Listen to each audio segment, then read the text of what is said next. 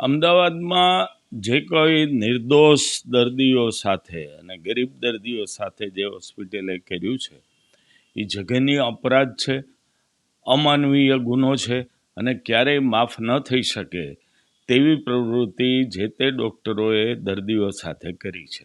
ચોક્કસ થઈ શકે તમામ જગ્યાએ ડાક્ટરોની મેન્ટાલિટી એકસરખી હોય છે. આખું ભારત જોઈ લો, ક્યાંક અને ક્યાંક કોર્પોરેટ વર્લ્ડ સાથે સંકળાયેલા દર્દીઓની કોર્પોરેટ વર્લ્ડ સાથે સંકળાયેલા ડૉક્ટરોની મનોવૃત્તિ એક સરખી હોય છે, કારણ કે એમની ઉપર ટાર્ગેટ અને વર્કનું પ્રેશર હોય છે. કોઈપણ ડૉક્ટરને જ્યારે કોઈ કોર્પોરેટ હોસ્પિટલ નિમણૂક આપે ત્યારે એનો મંથલી પગાર નક્કી કરવામાં આવે છે. દાખલા તરીકે દર મહિને 3 લાખ રૂપિયાનો પગાર, એની સામે એણે 6 લાખ રૂપિયાનું કામ કરી દેવું ફરજિયાત છે. જો 6 લાખ સુધીનું કામ ન થાય તો એનો જે કોન્ટ્રાક્ટ છે એની રકમ ઘટાડવામાં આવે.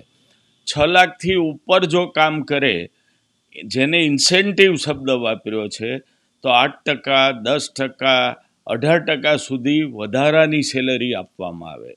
એટલે ઇન્સેન્ટિવના લોભે અને બેઝિક કોન્ટ્રાક્ટ બચાવવા માટે ડાક્ટરો ઉપર કોર્પોરેટ હોસ્પિટલ માટે કમાણી કરાવી દેવાનું પ્રેશર હોય છે.